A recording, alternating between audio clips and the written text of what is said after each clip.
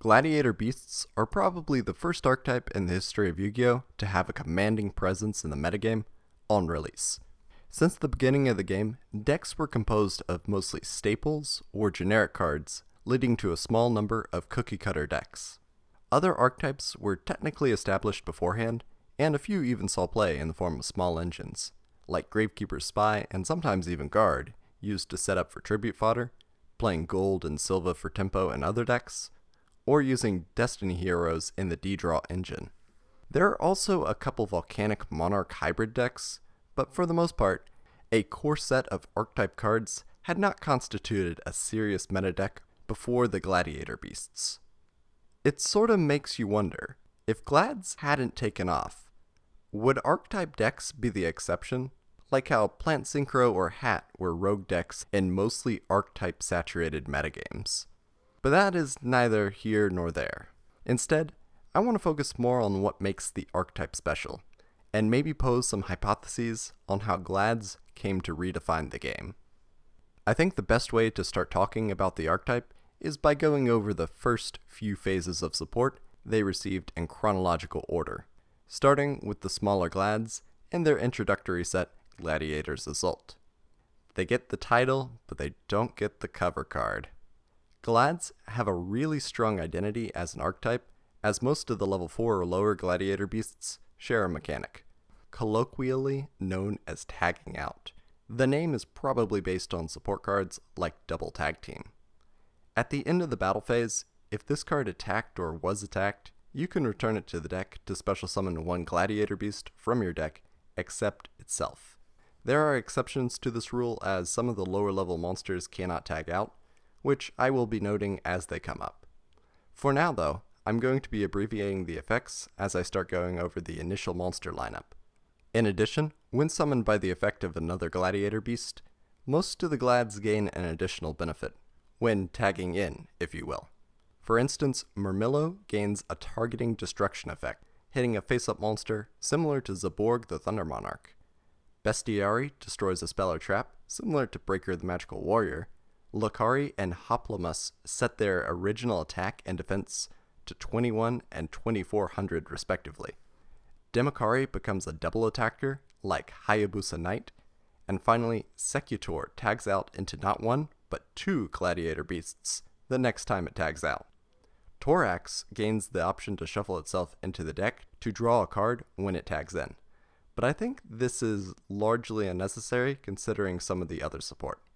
Right off the bat, we can see some very strong effects when tagging in, notably removal and board presence.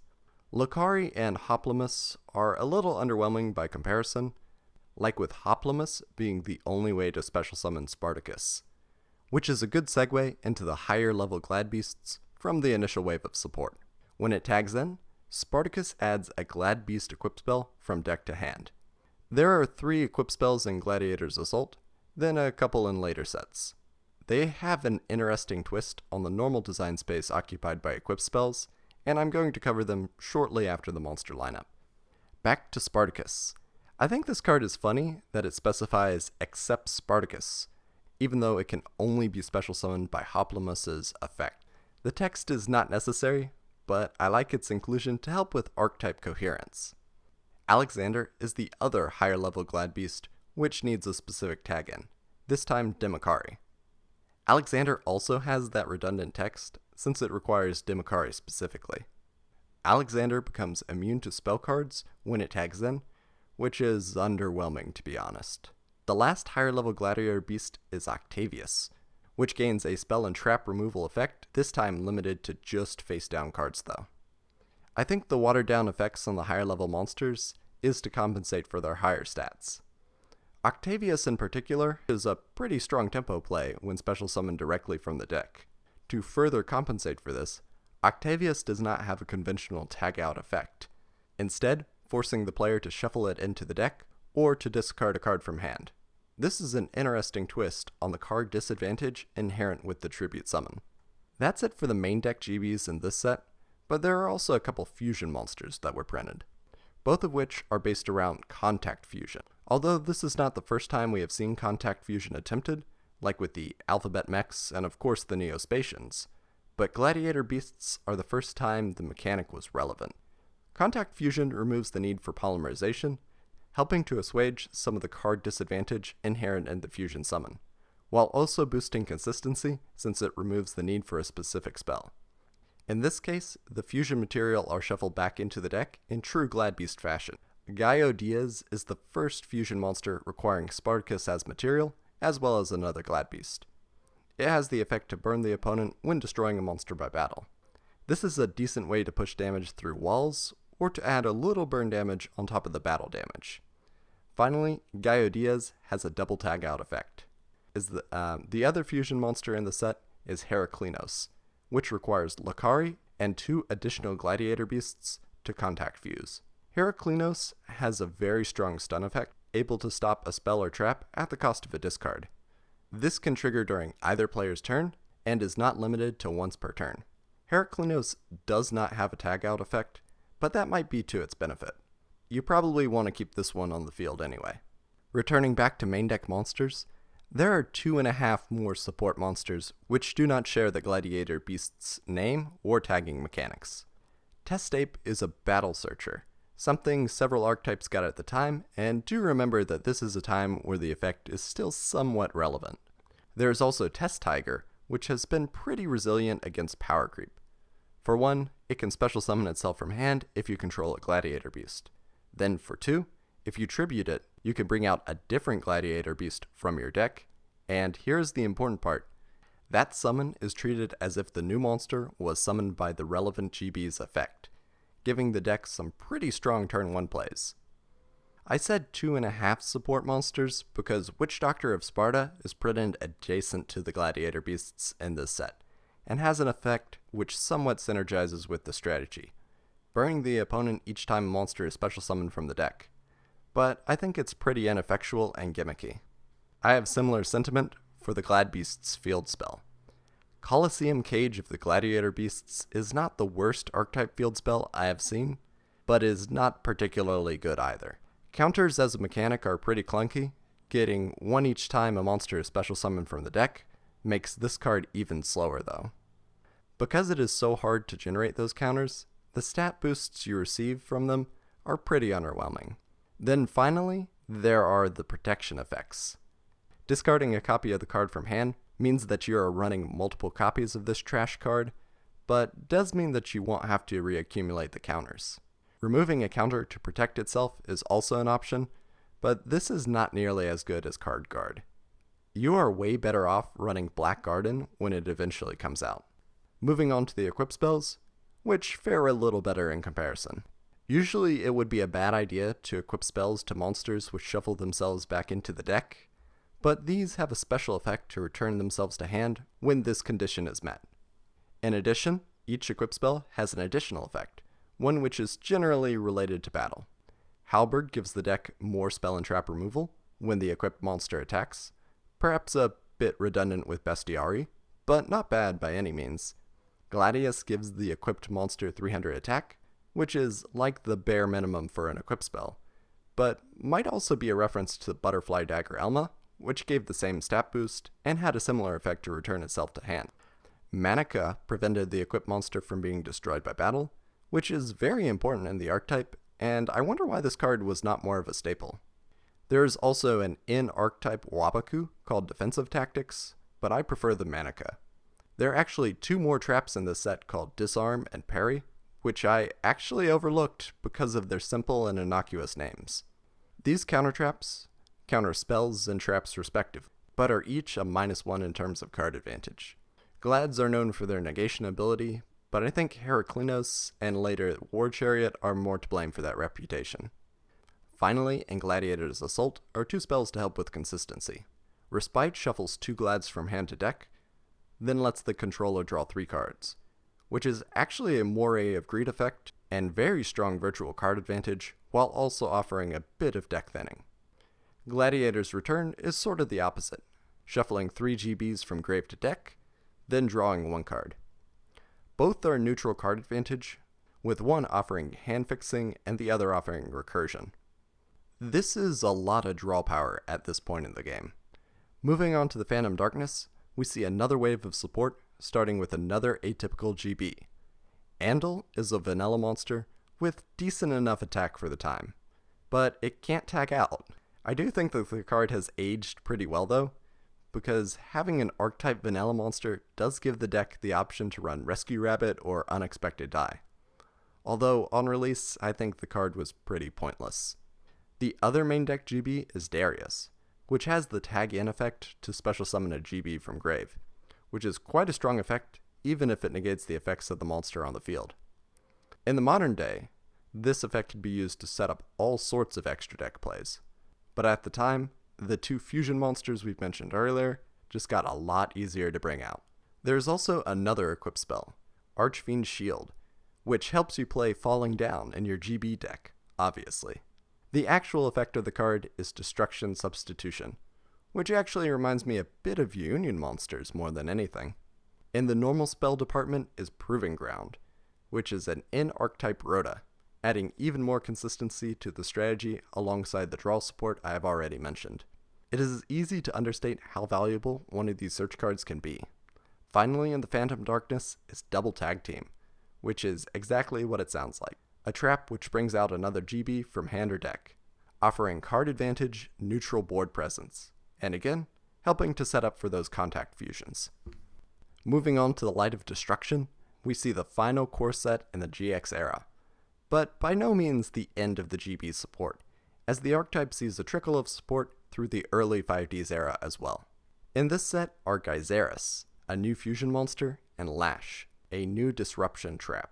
Geyseris requires Bestiari and one other GB as material, and upon being summoned, can pop 2 cards. This is not only great removal, but is a bit of a callback to Bestiari's effect. This is very nice fusion card design, but Humanoid Wormdrake and Reaper on the Nightmare are still my personal favorites. The other card in the set is Gladiator's Lash, which is a trap that can only be activated when special summoning a GB. It forces your opponent to discard 1 card of their choice. Personally, I don't like discard cards because they feel bad to play against, and in terms of impact, this card is much weaker than Confiscation or Trap Dust Shoot, but might still be worth considering if going for a more control strategy with the archetype's stun support. Speaking of which, War Chariot is released in the next set, Duelist Genesis. I'm going to be deviating from the formula slightly and tackling this trap first. War Chariot finishes the counter trap trifecta, with Disarm hitting spells, Parry hitting traps, and now Chariot hitting effect monsters. War Chariot is actually better than both the former 2 counter traps, since it is 1-for-1 negation and removal. The funny part to me is that with Heraklinos, Disarm and Parry are pretty redundant. Also in the Duelist Genesis is a quest, which is similar to Darius, but different enough to not feel dead on arrival. Adding a Glad from grave to hand is decent card advantage, and if you can then bring it out, it still has access to the tagging mechanic, unlike those special summoned with Darius. Plus, a quest can set up for a play with Gladiator's Respite, or maybe to use the monster as ammo for one of those counter traps. Duelist Genesis is the first set in the 5Ds era, meaning GBs are a cross-era archetype, but the amount of support has been steadily decreasing until they see just a single card in the Crossroads of Chaos, and the same in Crimson Crisis, which will be my cutoff point for showing the waves of support for the archetype. Retiari in Crossroads of Chaos has the effect to banish a card from the opponent's graveyard, which is very relevant against Teledad, although not the strongest disruption tool in that context. Then Samnite can add another GB from deck to hand, after it tags in, but only if it successfully destroys a monster by battle. These monsters are not the strongest options, but I want to take a moment to point out the toolbox nature of Glads. Being able to tag into most any Glad means that you have the luxury of running single copies of utility monsters, with more confidence that you will be able to access them in a game, which flows into evaluating the impact and significance of Glads on design space, setting the foundation for future archetypes. The way I think about it, there are a few factors which need to be present in a good archetype. Some of these are based on competitive potential, and some are based on more personal taste. I think the first factor is coherence, which is based on a few sub-factors. I think a good archetype is unified, with the minimum bar being sharing the same naming convention. which is a problem when regionalizing older archetypes, like Summon Skull being an Archfiend, Amazon Archer being an Amazoness monster, or Harpy's brother not being a Harpy. There are definitely exceptions like fire attribute monsters with 200 defense, but for the most part, archetypes are identified by sharing a name or a portion of the name, like XX Sabers are X Sabers, and Satellar Knights are Tellar Knights. Most of the monsters outside of Test Ape and Test Tiger fit the naming criterion, even if most of the spell and traps are not quite there yet, although the equip spells are thankfully easy to identify. Name is the most obvious factor in coherence, but having additional secondary characteristics, such as attribute, level, type, and sometimes stats in common, means that archetypes can tap into generic or semi-generic support, like how you can run Rhoda in Heroes or Ninjas, since both of those archetypes have a lot of good level 4 or lower warrior type targets. So, how do Glads fare in this respect? Well, not great. There's some variance in level, attributes are all over the place, and it looks like types are anything vaguely animal related. Beasts are obvious, beast warriors are okay, same for winged beasts, then reptile, which is fine, I guess, and fish, because why not, and I guess dinosaur, and then even aqua and rock, when they just stop trying to be animal themed altogether. This has mixed effects. Like I guess you have the option to run King of the Feral Imps in the extra deck, but running Wild Natures Released is not nearly as consistent, which would otherwise be a pretty good tech card, since the archetype is battle focused, and you can tag out before the end phase to circumvent the downside of Wild Nature's release. And on the topic of tagging out, another subfactor in coherence is identity, and sometimes that is in the form of a unique gimmick. Gimmick is a bad word in design space, and in Yu-Gi-Oh! In particular, each archetype seems to get its own unique mechanic, which leads to complexity creep in the agglutinative design space. But we will deal with how archetypes affect design space in a much later video. But back on topic, giving each archetype a unique mechanic can make them more memorable, and GBs are definitely unique, and in a very fun way in my opinion. Most of the monsters have the tag team mechanic, and even some of the trap support is based around the tag team special summons. There are a couple other mechanics introduced with the archetype, notably the recurable equip spells, and probably the best version of contact fusion we've seen. And those fusion monsters are actually very important for the last part of coherence: unified strategy or clear direction for a deck. Gladiator beasts are combat focused, so being an aggro deck focused around attacking and even popping cards if they are in the way is quite the obvious choice. But there's a secondary direction with the archetype: focus on running utility and stun cards, and slowing down the game with ample negation effects for a more control style deck. The beauty, or maybe scary part of Glad Beasts is that they can sorta do both in the same deck with minimal adjustments, in part due to their extraordinary flexibility and consistency based on the tag mechanic, which is moving the discussion into the competitive criteria. This is going to be a very general overview of what makes an archetype worth playing. First up, there needs to be a critical mass of core cards necessary to support the deck. And when it comes to Glads, there are potentially too many monsters in this case. The next aspect is the ability to get monsters on board, which is not always imperative, as some decks, especially those which are burn or defend the castle focused, can function with much smaller board presence. Building card advantage is also pretty important, but again, not always a deal breaker. Then, after this, you need some sort of payoff for that board presence or that card advantage which is generated, with boss monsters being a pretty good option. Then, as an added bonus, consistency boosting cards are always nice, but again, not necessarily mandatory. And just look how Glads hit all of these categories. I think Gladiator Beasts are probably the most important archetype when it comes to impacting the future of the game.